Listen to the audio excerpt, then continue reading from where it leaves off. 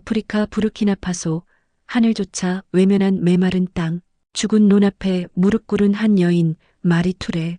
두 아이는 굶주림에 말이 없었고 남편은 전쟁에서 돌아오지 못한 채 그녀는 매일 바싹 갈라진 흙덩이 위에서 울었습니다. 그리고 어느 날 도무지 상상도 못한 소식이 들려왔습니다. 한국에서 개발한 벼를 심어보자고 사람들은 웃었습니다. 그 먼 나라에서 온 씨앗이 우리를 살릴 수 있다고 비웃음, 조롱, 외면.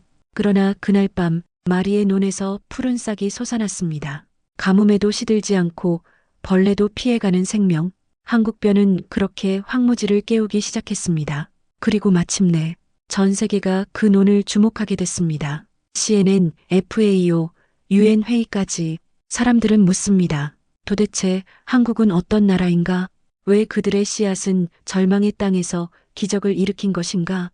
지금부터 그 놀랍고도 감동적인 이야기 시작합니다. 본격적인 이야기 들어가기 전에 잠시만요. 한국 농업기술에 대한 여러분의 생각을 댓글에 작성해주세요. 또한 이야기 들으시면서 기대가 되신다면 구독, 좋아요로 함께 해주세요. 저는 마리 툴레입니다. 부르키나파소 북부의 작은 마을에서 논을 지키며 살아가고 있어요. 2021년 그해 여름 하늘은 우리를 완전히 저버린 것 같았습니다. 몇 달째 비 한 방울 내리지 않았죠. 제 발 아래 펼쳐진 논은 더 이상 논이 아니었어요. 그냥 갈라진 흙덩어리들이 뒤엉켜 있는 황무지였습니다. 한때 초록빛으로 물결치던 이곳이 이제는 죽음의 땅이 되어버렸어요. 남편 이브라임이 전쟁에서 돌아오지 못한 지 벌써 2년이 지났습니다. 그가 마지막으로 손질했던 논둑은 이제 바싹 말라 부서져 내렸어요. 저는 매일 새벽 이곳에 나와 무릎을 꿇고 앉았습니다. 손바닥으로 메마른 흙을 만지며 중얼거렸죠. 흙은 뜨겁고 거칠었어요. 마치 제 마음처럼 말이에요. 아이들에겐 오늘 밤도 밥이 있어야 해. 하지만 현실은 잔혹했습니다.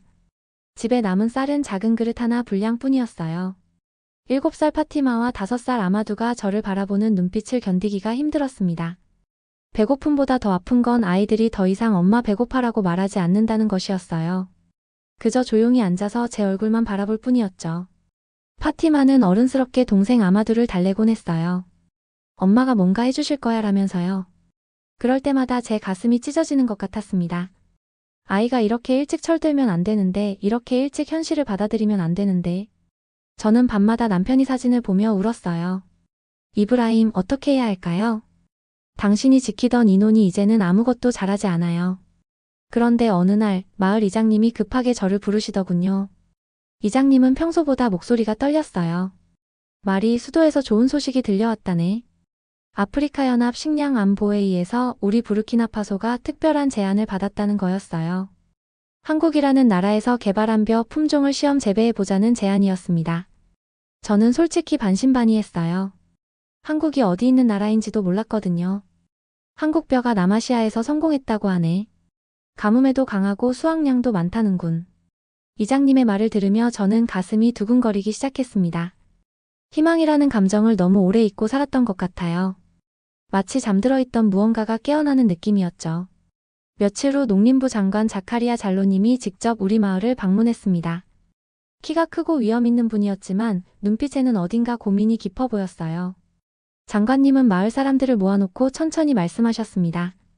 한국은 전쟁 후 쌀 한 톨도 수입해야 했던 나라였습니다. 그런 나라의 벼가 과연 우리 땅에 뿌리 내릴 수 있을까요? 그 순간 저는 묘한 동질감을 느꼈어요. 전쟁으로 모든 걸 잃었다가 다시 일어선 나라. 우리와 비슷한 아픔을 겪었던 나라가 보내준 선물이라고 생각하니 더욱 소중하게 느껴졌습니다. 장관님은 저에게 다가와 조용히 말씀하셨어요.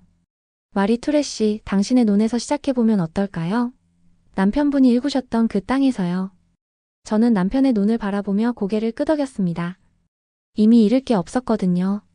그리고 마음 한구석에서는 이상한 확신이 들었어요. 한국이라는 나라가 우리를 구해줄 수도 있겠다는. 해보겠습니다. 남편도 그러길 원할 거예요. 그날 밤 저는 아이들을 재우고 난 후 혼자 밖으로 나왔습니다. 달빛 아래 메마른 논을 바라보며 남편에게 속삭였어요. 여보, 새로운 희망이 생겼어요. 한국에서 온 벼 씨앗이에요. 우리처럼 전쟁을 겪고 일어선 나라에서 온 씨앗이라고 해요. 바람이 불어와 제 머리카락을 스쳤습니다. 남편이 대답해주는 것 같았어요. 해봐, 마리. 우리 아이들을 위해서. 일주일 후 장관님이 약속하신 대로 한국벼 씨앗이 우리 마을에 도착했습니다. 작은 봉지에 담긴 씨앗들을 받아든 순간 제 손이 떨렸어요. 이 작은 것들이 정말 우리를 구해줄 수 있을까 싶었거든요. 씨앗들은 우리가 평소 보던 것과는 달랐습니다. 조금 더 둥글고 윤기가 났어요. 장관님이 함께 가져다 주신 책자를 펼쳐보니 한국농업기술 50년사라고 적혀 있었습니다. 글자는 읽기 어려웠지만 사진들이 많았어요. 폐허가 된 땅에서 점점 푸른 논으로 변해가는 모습들이었죠. 이 책은 당신이 가지고 계세요, 마리 씨. 희망의 상징으로 말입니다. 장관님의 말씀에 저는 그 책을 가슴에 꼭 안았어요. 무겁지만 따뜻했습니다. 이틀 뒤 저는 남편의 논 한 귀퉁이에 한국벼를 심기 시작했습니다. 물이 부족해서 우물에서 몇 번씩 물을 길어와야 했어요. 등이 아팠지만 포기할 수 없었습니다. 씨앗 하나하나를 땅에 심을 때마다 기도했어요. 제발 자라다오. 우리 아이들을 살려다오. 하지만 마을 사람들의 반응은 차가웠습니다. 이웃집 아저씨 오마르가 지나가다 비웃듯 말했어요. 말이 이상한 동양벼로 뭘 하겠다는 거야? 여긴 아프리카라고. 할머니 아이샤도 고개를 저으며 혀를 찼습니다. 전에도 외국에서 온 씨앗들이 있었지. 다 실패했어. 우리 땅은 그런 걸 받아들이지 않는다고. 마을 청년들은 더 심했어요. 제가 논에서 물을 주고 있으면 멀리서 손가락질하며 웃었습니다. 봐라, 마리 아줌마가 또 이상한 짓을 하고 있어. 그래봤자 쌀이 나오겠어? 차라리 다른 일을 하는 게 나을 텐데. 그럴 때마다 저는 가슴이 아팠어요. 하지만 화를 낼 수는 없었습니다. 사실 저도 확신이 없었거든요. 정말 이 씨앗들이 자랄 수 있을까 하는 의구심이 들었어요. 일주일이 지나자 변화가 시작됐습니다. 한국벼가 싹을 틀어올리기 시작한 거예요. 다른 작물들은 가뭄에 시들어가는데 이 벼는 오히려 더 푸르게 자라고 있었습니다. 저는 믿을 수 없었어요. 정말로 자라고 있어. 하지만 마을 사람들은 여전히 의심스러워했습니다. 오마르 아저씨가 다시 와서 말했어요. 지금은 그럴듯해 보이지만 곧 죽을 거야. 우리 땅은 까다롭거든. 그런데 신기한 일이 계속 일어났습니다. 벌레들이 다른 작물은 갉아먹는데 한국벼는 건드리지 않았어요. 가뭄이 심해져도 이 벼는 꿋꿋하게 버텼습니다. 마치 우리 상황을 이해하고 있는 것 같았어요. 저는 매일 새벽 일어나 논을 살폈습니다. 한국 농업기술 책자를 손에 들고 말이에요. 사진을 보며 우리 벼와 비교해봤죠. 성장 속도와 모양새가 조금 달랐지만 확실히 살아있었어요. 엄마, 그 벼가 정말 자라고 있어요? 파티마가 어느 날 물어봤습니다. 저는 딸의 손을 잡고 논으로 갔어요. 봐, 파티마야. 이렇게 자라고 있잖아. 와, 정말이네요. 한국벼가 우리를 도와주는 거예요? 아이의 순수한 질문에 저는 눈물이 났습니다. 그래, 한국벼가 우리를 도와주고 있는 거였어요. 하지만 마을의 조롱은 계속됐습니다. 장날에 시장에 가면 사람들이 수군댔어요. 마리가 또 이상한 실험을 하고 있대. 한국이 어디 있는 나라인지도 모르면서. 저는 그런 말들을 들을 때마다 책자를 더 꽉 쥐었습니다. 이 책이 제게는 희망의 증거였거든요. 한국이라는 나라가 정말 존재하고 그들이 우리와 같은 어려움을 겪었다가 이겨냈다는 증거 말이에요. 어느 날 밤 아마도가 열이 나서 잠들지 못했습니다. 저는 아이를 품에 안고 논 앞에 앉았어요. 달빛에 비친 한국벼가 바람에 살랑거렸습니다. 아마두야, 저 벼가 자라면 엄마가 맛있는 밥을 해줄게. 정말요, 엄마? 응, 정말이야. 한국 사람들이 우리를 도와주고 있거든. 그때 옆집에서 오마르 아저씨 목소리가 들렸어요. 말이 아직도 그 헛된 꿈을 꾸고 있나? 현실을 받아들여. 저는 대답하지 않았습니다. 대신 한국벼를 바라보며 속으로 다짐했어요. 조금만 더 기다려줘. 우리가 옳았다는 걸 보여줄 테니까. 그 무렵 수도에서는 자카리아 잘로 장관이 큰 고민에 빠져 있었습니다. 저는 나중에 들은 이야기지만 장관님도 저와 비슷한 처지였다고 해요. 장관님의 할아버지는 이 땅의 농부였습니다. 프랑스 식민지 시절부터 이 지역의 땅을 지켜온 농민이었죠. 장관님 자신도 어린 시절 굶주림을 겪었다고 하더군요. 그래서 저희 농민들의 마음을 누구보다 잘 이해하셨어요. 내 할아버지도 이런 가뭄을 견뎌내셨지. 그때는 외국의 도움 같은 건 없었어. 장관님은 매일 밤 사무실에서 한국 농업 자료들을 검토하셨다고 해요. 하지만 주변의 압박이 만만치 않았습니다. 국제농업 NGO 단체들이 회의적인 반응을 보였거든요. 유럽연합 농업개발기구 대표가 장관님을 찾아와 말했어요. 장관님, 한국벼는 열대 환경에 적합하지 않습니다. 검증되지 않은 기술이에요. 미국 농업회사 담당자도 비슷한 말을 했죠. 중국이나 미국 품종이 훨씬 안정적입니다. 왜 굳이 한국 벼를 선택하시는 거죠? 장관님은 그런 압박을 받을 때마다 고민이 깊어졌어요. 정치적으로도 위험한 선택이었거든요. 만약 한국 벼 실험이 실패하면 장관직을 잃을 수도 있었습니다. 어느 날 밤 장관님은 오랜 친구인 경제부 차관과 대화를 나누셨어요. 자카리아, 정말 괜찮겠나? 한국 벼 말이야. 솔직히 확신은 없어. 하지만 뭔가 다른 걸 시도해봐야 해. 다른 선택지도 있잖아. 왜 굳이 한국이야? 장관님은 잠시 침묵하다가 말씀하셨어요. 나는 전쟁 직후 서울 사진을 봤어. 완전히 폐허였지. 하지만 지금은 어떤가? 그들이 이룬 기적을 우리도 만들 수 있지 않을까? 그 말을 들은 차관이 걱정스럽게 말했어요. 하지만 실패하면 책임은 누가 져? 내가 지지. 내 정치 생명을 걸고 하는 일이야. 장관님은 그날 밤 고향 마을을 생각하셨다고 해요. 어린 시절 할머니가 들려주신 이야기들 말이에요. 기근이 닥쳤을 때도 포기하지 않고 씨앗을 심었던 조상들의 이야기였죠. 할머니가 그러셨지. 씨앗을 심는 사람은 미래를 믿는 사람이라고. 며칠 후 장관님은 최종 결정을 내리셨습니다. 강요회의에서 당당히 말씀하셨어요. 한국 뱀 프로젝트를 정식으로 시작하겠습니다. 다른 장관들이 우려를 표했어요. 너무 성급한 것 아닙니까? 검증 기간이 부족합니다. 하지만 장관님은 흔들리지 않으셨어요. 우리에게 더 이상 기다릴 시간은 없습니다. 농민들이 굶어가고 있어요. 그리고 이런 말씀도 하셨죠. 한국은 우리와 같은 아픔을 겪었던 나라입니다. 식민 지배, 전쟁, 가난을 모두 경험했어요. 그런 나라의 기술이라면 우리 상황을 이해할 거예요. 장관님의 결정 뒤에는 깊은 철학이 있었습니다. 단순히 농업 기술을 도입하는 게 아니라 같은 아픔을 겪었던 나라와의 연대였던 거죠. 폐허에서 자립한 그 나라의 기술을 내 손으로 확인해 보겠습니다. 장관님은 그날 밤 가족들과 저녁을 드시며 말씀하셨어요. 아빠가 큰 결정을 했단다. 부인이 걱정스럽게 물어봤어요.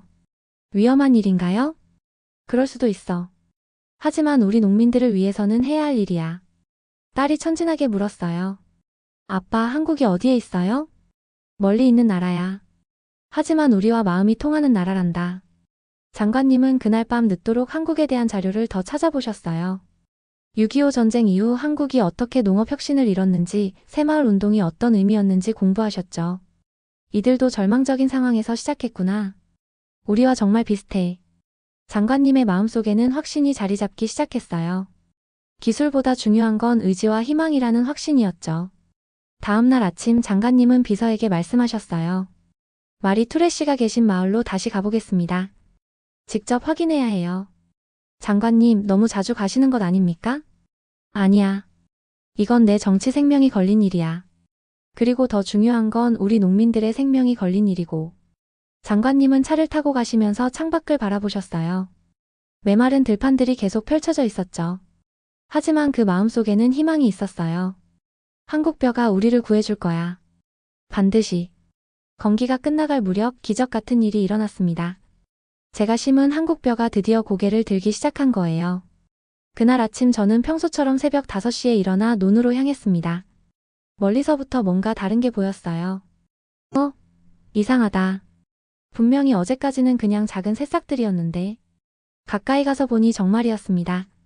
한국 벼가 무릎 높이까지 자라 있었어요. 그것도 푸르고 건강하게 말이에요.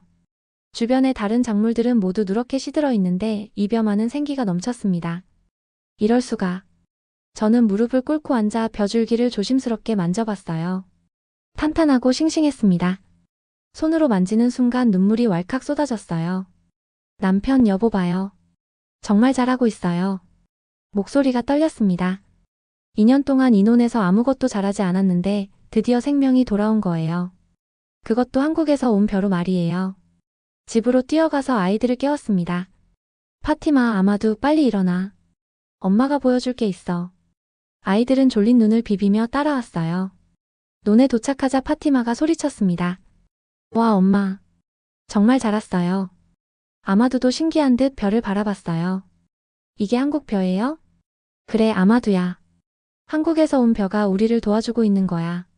그 소식은 금세 마을에 퍼졌습니다. 사람들이 하나둘 모여들기 시작했어요. 처음에는 의심스러워하던 이웃들도 직접 눈으로 확인하자 놀라움을 감추지 못했습니다. 오마르 아저씨가 별을 만져보며 중얼거렸어요. 이상하다. 분명히 가뭄인데 어떻게 이렇게 자랄 수가 있지? 할머니 아이샤도 감탄했습니다. 내가 70년을 살면서 이런 별은 처음 봐.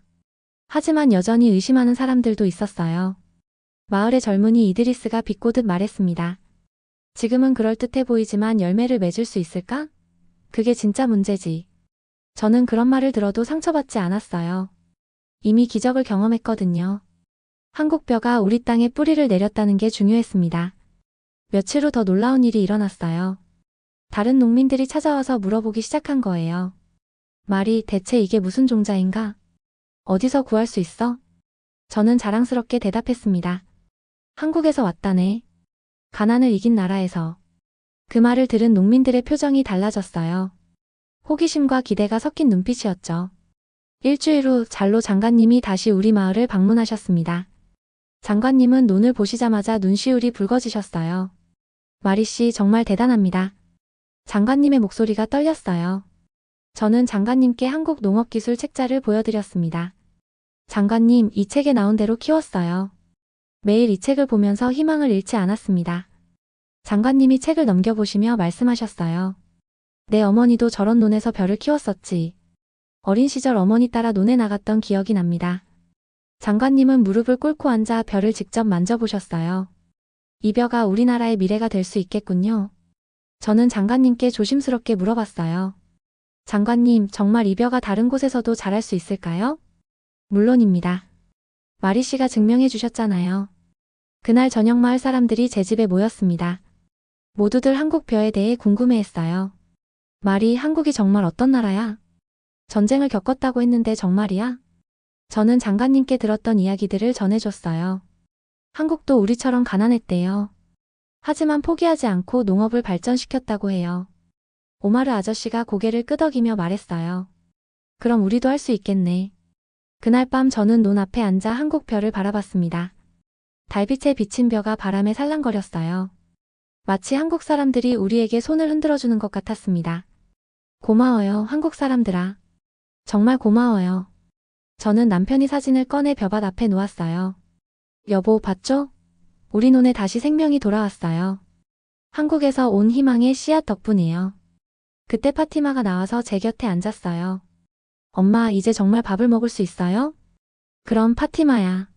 곧 맛있는 쌀밥을 해줄게. 딸을 안으며 저는 확신했어요. 이 벼가 단순히 농작물이 아니라 우리 삶을 바꿀 희망이라는 걸 말이에요. 한국벼의 성공 소식이 퍼지자 예상치 못한 일들이 벌어지기 시작했습니다. 저는 처음에는 그 심각성을 몰랐어요. 어느 날 마을에 낯선 사람들이 나타났습니다. 흰색 차를 타고 온 서양인들이었어요. 정장을 차려입고 선글라스를 낀 모습이 뭔가 위압적이었습니다. 실례합니다. 한국 벼를 키우는 분이 마리 투레 씨인가요? 저는 긴장하며 대답했어요. 네, 맞습니다. 저희는 국제농업개발기구에서 왔습니다. 몇 가지 질문이 있어요. 그들은 제 논을 꼼꼼히 살펴봤어요. 카메라로 사진도 찍고 벼줄기를 채취해 가기도 했습니다. 뭔가 수사하는 것 같은 느낌이었죠. 이 벼가 정말 한국에서 온 자연종자가 맞습니까? 네, 장관님께서 가져다 주셨어요. 혹시 유전자 조작 흔적을 발견하셨나요? 저는 무슨 말인지 잘 몰랐어요. 유전자 조작이 뭔지도 모르겠고요. 잘 모르겠는데요. 그냥 씨앗을 심고 키웠을 뿐이에요. 그들이 떠난 후 며칠 뒤 이상한 소문이 퍼지기 시작했습니다. 시장에 갔더니 사람들이 수군거렸어요. 한국 벼가 위험하다는 얘기가 있던데. 유전자 조작 농산물이라고 하더라. 먹으면 몸에 해롭다는 소문도 있어. 저는 깜짝 놀랐어요. 이런 소문이 어디서 나온 건지 이해할 수 없었습니다.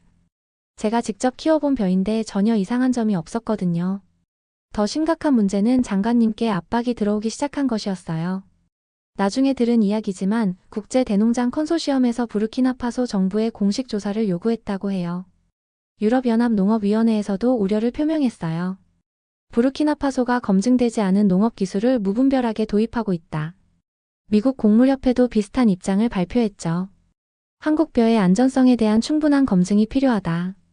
장관님은 엄청난 정치적 압박을 받으셨어요. 강요회의에서 다른 장관들이 우려를 표했다고 해요. 자카리아, 이 일로 국제관계에 문제가 생기면 어떻게 할 건가? EU와의 농업협력에도 차질이 생길 수 있어. 장관님은 밤잠을 이루지 못하셨다고 해요. 아내분께 고민을 털어놓으셨죠. 내가 도박을 한 것 같아. 너무 성급했나? 당신이 옳다고 생각해서 한 일이잖아요. 하지만 만약 정말 문제가 있다면? 장관님의 고민이 깊어질수록 저도 불안해졌어요. 혹시 제가 잘못된 선택을 한 건 아닐까 하는 생각이 들었습니다. 그런데 며칠 후 반전이 일어났어요. 한국에서 농업 박사님이 우리나라에 오신 거예요. 박영수 박사님이라고 하셨는데 한국농촌진흥청에서 파견된 분이었어요. 박사님은 우리 마을을 직접 방문하셨습니다. 키가 크고 온화한 인상의 분이었어요. 저에게 한국말로 인사하시더니 통역을 통해 말씀하셨어요. 마리 씨, 벼가 정말 잘 자랐네요. 한국에서도 이 정도로 잘 자란 사례는 드물어요. 박사님은 제 논을 꼼꼼히 살펴보시고 벼 샘플을 채취해 가셨어요. 그리고 며칠 후 기자회견을 여셨습니다. 기자회견장에는 많은 사람들이 모였어요. 저도 장관님과 함께 참석했습니다. 박사님은 당당하게 말씀하셨어요. 한국은 유전자 조작 농산물을 금지하는 나라입니다. 기자들이 웅성거렸어요. 그럼 이 벼는 어떻게 이런 성과를 낸 건가요? 50년간 축적된 한국의 농업 기술과 품종 개량 기술의 결과입니다. 자연적인 교배와 선별을 통해 개발된 품종이에요. 한 기자가 날카롭게 물어봤어요. 하지만 서구 전문가들은 의심스럽다고 하는데요.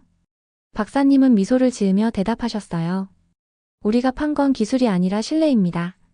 한국은 같은 아픔을 겪었던 나라로서 아프리카의 어려움을 이해합니다. 그 말을 들은 순간 저는 가슴이 뭉클해졌어요. 정말 한국 사람들이 우리를 이해하고 도와주려고 한다는 걸 느꼈거든요. 박사님은 계속 말씀하셨어요. 한국도 1960년대까지는 쌀을 수입해야 했던 나라였습니다. 하지만 농민들의 노력과 기술 개발로 자급자족을 이뤘어요. 이제 그 경험을 나누고 싶습니다. 기자회견이 끝난 후 박사님이 저를 따로 만나주셨어요. 마리 씨, 정말 수고 많으셨어요. 한국 농민들도 마리 씨 같은 마음으로 농사를 지었을 거예요. 박사님, 정말 괜찮은 건가요?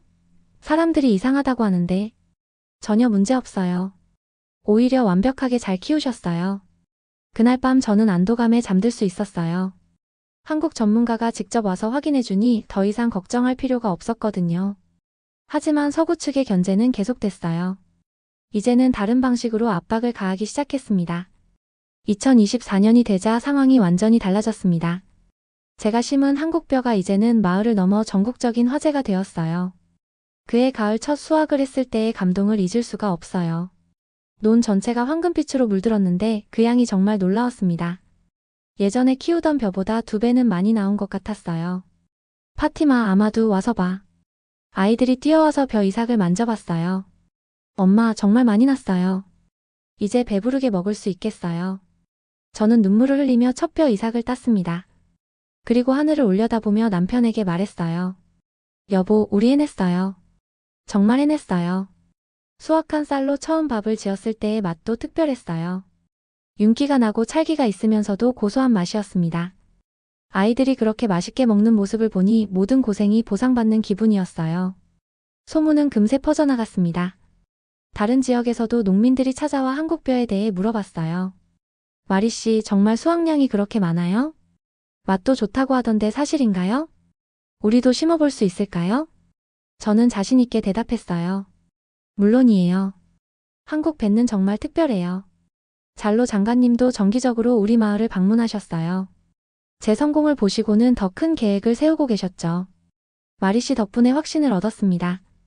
이제 전국적으로 확대해 볼 때가 됐어요. 그해 말 놀라운 소식이 들려왔어요. 장관님이 파오 국제식량회의에 참석하신다는 거였어요. 그것도 한국벼 성공 사례를 발표하러 가신다고 하더군요. 마리 씨도 함께 가시는 게 어떨까요? 직접 경험담을 들려주시면 더 좋을 것 같은데요. 저는 깜짝 놀랐어요. 제가 국제회의에 참석한다니 꿈에도 생각하지 못했거든요. 장관님, 저 같은 사람이 그런 자리에 가도 될까요? 물론입니다. 마리 씨가 바로 한국 벤의 성공 증인이시잖아요. 파오 회의장에 도착했을 때의 떨림을 아직도 기억해요. 전 세계에서 온 사람들이 모여 있었고 여러 나라 말이 들려왔습니다. 저는 처음 보는 광경에 압도당했어요. 장관님이 발표를 시작하셨어요. 부르키나파소가 한국 벤 시범 사업을 아프리카 6개국에 확대하겠다고 발표합니다. 회의장이 웅성거렸어요. 여러 나라 대표들이 관심을 보였습니다. 한 기자가 질문했어요. 장관님, 한국은 이 사업에서 무엇을 얻었습니까? 장관님의 대답은 간결하고 명확했어요. 신뢰. 그리고 형제. 그 말을 들은 순간 저는 가슴이 뜨거워졌어요. 정말 한국과 우리나라가 형제 같은 관계가 되었다는 생각이 들었거든요. 제 차례가 되어 마이크 앞에 섰을 때는 정말 떨렸어요. 하지만 제 경험을 진심으로 전하고 싶었습니다. 저는 마리투레입니다. 부르키나파소의 평범한 농부예요. 회의장이 조용해졌어요. 2년 전 제 노는 완전히 말라버렸었습니다. 남편을 잃고 아이들을 혼자 키우며 절망에 빠져 있었어요. 그때 한국 별을 만났습니다. 저는 목소리가 떨렸지만 계속 말했어요. 한국 벤는 단순한 농작물이 아니었어요. 희망이었습니다. 같은 아픔을 겪었던 나라에서 보내준 희망의 씨앗이었어요. 박수 소리가 들려왔어요. 몇몇 사람들은 눈물을 닦고 있었습니다. 회의가 끝난 후 여러 나라 대표들이 저에게 다가왔어요. 정말 감동적인 이야기였어요. 우리나라에서도 한국 벤을 도입하고 싶습니다. 그날 저녁 호텔에서 뉴스를 봤는데 깜짝 놀랐어요. CNN 뉴스에서 우리 이야기가 나오고 있었거든요. BTS에서 K-라이스까지. 한국이 세상을 다르게 구하고 있다. 제가 국제뉴스에 나온다니 정말 믿기지 않았어요. 장관님이 옆에서 말씀하셨어요. 마리 씨, 이제 한국 벤가 전 세계의 주목을 받게 됐어요. 정말 꿈 같아요, 장관님. 이 모든 게 마리 씨가 포기하지 않았기 때문입니다. 그날 밤 저는 집에 있는 아이들에게 전화를 걸었어요. 파티마, 아마도 엄마가 텔레비전에 나왔어. 정말요, 엄마? 우리 엄마가 유명해졌어요? 그래, 한국 벤 덕분에 우리가 유명해졌단다. 아이들의 신난 목소리를 들으며 저는 행복했어요.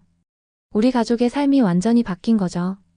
이제 한국 K농업 기술이 K-팝과 함께 세계인의 주목을 받기 시작했어요. 저는 그 시작점에 있었다는 게 자랑스러웠습니다. 한국이라는 나라가 정말 특별한 나라라는 걸 온몸으로 느꼈어요. 기술만 전해준 게 아니라 희망과 꿈을 함께 전해준 나라였거든요. 파워웨이 이후 한국벼에 대한 연구가 본격적으로 시작됐어요. 저도 몰랐던 놀라운 사실들이 하나씩 밝혀지기 시작했습니다. 박영수 박사님이 다시 우리 마을을 방문하셔서 자세한 설명을 해주셨어요. 마리 씨, 한국벼에는 3가지 특별한 성질이 있어요. 박사님은 차분하게 설명해 주셨습니다. 첫째는 강한 생명력이에요. 가뭄이나 홍수에도 잘 견딘다는 뜻이죠. 저는 고개를 끄덕였어요. 정말 우리 논에서 직접 확인한 사실이었거든요. 둘째는 조리 편의성입니다. 밥을 지을 때 물을 적게 써도 되고 시간도 짧게 걸려요. 이것도 맞았어요. 제가 한국 벨로 밥을 지을 때 확실히 더 쉬웠었거든요. 셋째는 수확 기간이 짧다는 거예요. 다른 뱀보다 1달 정도 빨리 수확할 수 있어요. 박사님의 설명을 들으며 저는 깨달았어요. 이런 특성들이 특히 우리 아프리카 여성들에게 얼마나 중요한지 말이에요. 물을 구하기 어려운 우리 지역에서 적은 물로도 밥을 지을 수 있다는 건 정말 큰 도움이었어요. 그리고 빨리 수확할 수 있다는 것도 마찬가지였죠. 박사님, 정말 신기해요. 어떻게 이런 배를 만들 수 있었죠?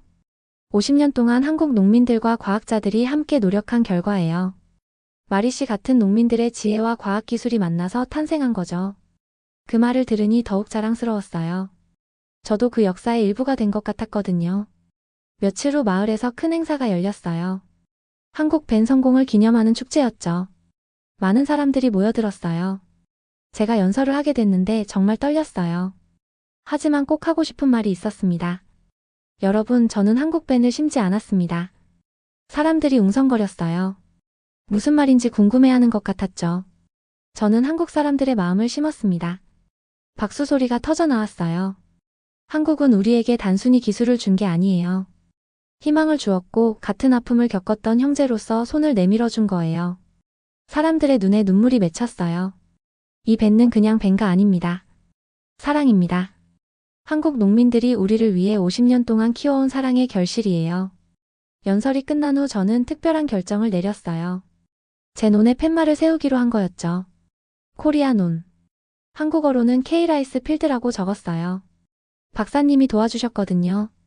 팻말을 세우는 날 마을 사람들이 모두 모였어요. 장관님도 오셨고 박사님도 함께 하셨습니다. 이 노는 이제 단순한 농지가 아닙니다. 저는 사람들에게 말했어요. 이곳은 세상을 바꾼 논이에요. 한국과 아프리카가 만난 기적의 장소입니다. 팻말을 세운 후 저는 그 앞에서 기도했어요. 한국 사람들아, 정말 고마워요. 여러분이 우리에게 준 건 벤가 아니라 새로운 삶이었어요. 그날 저녁집에서 아이들과 저녁을 먹는데 파티마가 말했어요. 엄마, 저도 커서 한국에 가보고 싶어요. 왜? 한국 사람들한테 고맙다고 말하고 싶어요. 아마두도 말했어요. 저는 한국 밴을 더 많이 키우고 싶어요. 아이들의 말을 들으며 저는 뭉클했어요. 한국과의 인연이 우리 가족, 아니 우리 마을 전체를 바꿔놓았거든요. 며칠 후 놀라운 소식이 들려왔어요. 우리 마을 이야기가 한국 텔레비전에도 나갔다는 거였어요. 한국 사람들도 우리 이야기를 보고 감동받았다고 하더군요. 박사님이 한국에서 온 편지를 전해주셨어요. 한국 농민들이 마리 씨에게 보내는 편지예요. 편지를 읽어보니 정말 감동적이었어요. 마리 씨, 우리 밴을 잘 키워주셔서 감사합니다. 우리도 예전에 똑같은 어려움을 겪었어요. 마리 씨의 성공이 우리에게도 큰 기쁨입니다. 한국 농민들이 저를 이해해주고 응원해준다는 게 정말 고마웠어요. 그날 밤 저는 코리아 논 앞에 앉아 별을 바라봤어요. 저 멀리 한국이라는 나라가 있고 그곳에서도 저처럼 땅을 사랑하는 농민들이 살고 있다는 생각을 하니 마음이 따뜻해졌어요. 한국 농민들아, 우리는 이제 진짜 가족이에요. 바람이 불어와 밴 이삭들이 살랑거렸어요. 마치 한국에서 보내는 인사 같았습니다. 제 논은 이제 더 이상 그냥 논이 아니었어요. 두 나라를 이어주는 다리였고 희망을 전하는 메신저였으며 사랑을 키우는 정원이었습니다. 한국 밴는 K라이스라는 이름으로 불리기 시작했어요. 그리고 그것은 단순한 농산물이 아니라 희망의 상징이 되었습니다. 2025년 6월 케냐 나이로비에서 열린 한마이너스 아프리카 농업협력 컨퍼런스에 참석하게 됐을 때 저는 설레면서도 떨렸어요. 이번에는 단순한 참가자가 아니라 특별한 역할을 맡게 되었거든요. 4년 전 한국농촌진흥청에서 1년간 연수를 받았던 기억이 떠올랐어요. 그때 저는 한국어를 배우기 시작했죠. 처음엔 정말 어려웠어요. 발음도 이상하고 문법도 복잡했거든요. 마리 씨, 한국어 공부 어때요? 박영수 박사님이 물어보셨을 때 저는 솔직하게 말했어요. 어려워요. 하지만 포기하고 싶지 않아요. 왜 그렇게 열심히 하세요? 한국 사람들의 마음을 직접 전해 듣고 싶거든요. 그 1년 동안 저는 한국의 농업 기술만 배운 게 아니었어요. 한국 사람들의 정신을 배웠죠. 새벽 5시에 일어나 논을 돌보는 농민들의 성실함, 실패해도 다시 일어서는 끈기, 이웃을 돕는 따뜻한 마음을 배웠어요. 제가 처음 한국에 갔을 때 씨앗보다 먼저 배운 건 포기하지 않는 법이었습니다. 컨퍼런스 연단에서 한국어로 말하는 순간 청중들이 놀라는 표정을 지었어요. 아프리카 여성이 유창한 한국어로 연설하는 모습이 신기했나 봐요. 한국 농민들은 저에게 이렇게 말해주셨어요. 실패는 끝이 아니라 시작이라고요. 청중 중 몇몇은 눈시울을 붉혔어요. 특히 한국 대표단 쪽에서 감동하는 모습이 보였습니다. 4년 전 저는 단순한 농부였어요. 하지만 지금은 부르키나파소 농업기술연구소 소장이 되었습니다. 박수 소리가 터져 나왔어요. 이 모든 게 한국에서 배운 덕분이에요. 기술뿐만 아니라 꿈을 키우는 법을 배웠거든요. 저는 잠시 멈추고 청중들을 바라봤어요. K라이스는 이제 저희 것이 되었어요. 우리가 직접 개량하고 발전시키고 있습니다. 한국이 가르쳐준 대로 우리 손으로 만들어가고 있어요. 연설을 마치고 내려오는데 잘로 장관님이 저를 반겨주셨어요. 말이 정말 자랑스러워요. 장관님, 이제 제가 장관님을 도울 차례예요. 장관님은 이제 70세가 되셨지만 여전히 정정하셨어요. 마지막 연설을 위해 연단에 오르시는 모습이 위엄 있었습니다. 한국은 전쟁의 폐허를 견디고 밥 한 그릇의 무게를 알게 된 나라입니다. 장관님의 첫마디에 회장이 조용해졌어요. 60년 전 한국도 굶주렸어요. 하지만 포기하지 않았죠. 그 정신을 우리도 배웠습니다. 장관님은 저를 바라보며 계속 말씀하셨어요. 마리툴의 소장님을 보세요. 이제 그녀가 우리의 스승이 되었어요. 한국에서 배운 것을 우리나라 전체에 전파하고 있습니다. 제 가슴이 뜨거워졌어요. 이제 우리도 우리 스스로 먹고 사는 법을 배우고 있습니다. 고맙습니다. 씨앗을 주신 그 마음을 저희도 다른 이들과 나누겠습니다. 장관님의 연설이 끝나자 기립박수가 터져 나왔어요. 한국 농림부 장관님도 일어서서 박수를 쳤습니다. 컨퍼런스가 끝난 후 저는 놀라운 통계를 들었어요. 한국벼 품종이 아프리카 15개국에서 실증 시험을 완료했다는 거였어요. 그중 8개국은 이미 정식 재배를 시작했다고 하더군요. 마리 소장님, 이 모든 성과의 시작이 당신이었어요. 한국농촌진흥청 청장님이 말씀해 주셨어요. 아니에요. 저는 그냥 씨앗을 심었을 뿐이에요. 그날 저녁 호텔에서 뉴스를 봤는데 각국 방송에서 K라이스를 희망의 씨앗이라고 소개하고 있었어요. 아프리카 농업혁신의 상징이라고도 하더군요. 가나 방송에서는 이렇게 말했어요. K라이스가 우리 농업의 미래를 바꾸고 있다. 세네갈 뉴스에서도 비슷했어요. 한국벼가 서아프리카 농민들에게 새로운 희망을 주고 있다. 나이지리아에서는 더 구체적이었어요. K라이스 덕분에 수확량이 30% 증가했다. 이런 소식들을 들으며 저는 뿌듯했어요. 제가 시작한 작은 실험이 아프리카 전체로 퍼져나간 거니까요. 다음 날 아침 공항에서 한국으로 돌아가는 박사님을 배웅하며 말했어요. 박사님, 이제 저희가 다른 나라를 도울 차례예요. 그래요, 마리 소장님. 받은 사랑을 나누는 거죠. 말리와 니제르에서도 K라이스를 시작하고 싶다고 해요. 좋은 생각이에요. 마리 소장님이 직접 가르쳐 주세요. 그날 부르키나파소로 돌아와서 제 코리아 논을 바라보니 감회가 새로웠어요. 이 작은 논에서 시작된 일이 이제는 아프리카 전체의 변화로 이어지고 있었거든요. 파티마가 대학에서 농업학을 전공하고 있고 아마두는 고등학교에서 한국어를 배우고 있어요. 둘 다 K라이스 연구에 참여하고 싶다고 해요. 엄마, 저도 한국에 가서 공부하고 싶어요. 그래, 파티마야. 네가 더 많은 걸 배워서 더 많은 사람들을 도와줘. 지금 제 연구소에서는 K라이스를 더욱 발전시키는 연구를 하고 있어요. 한국에서 받은 기술을 바탕으로 아프리카 환경에 더 적합한 품종을 만들고 있죠.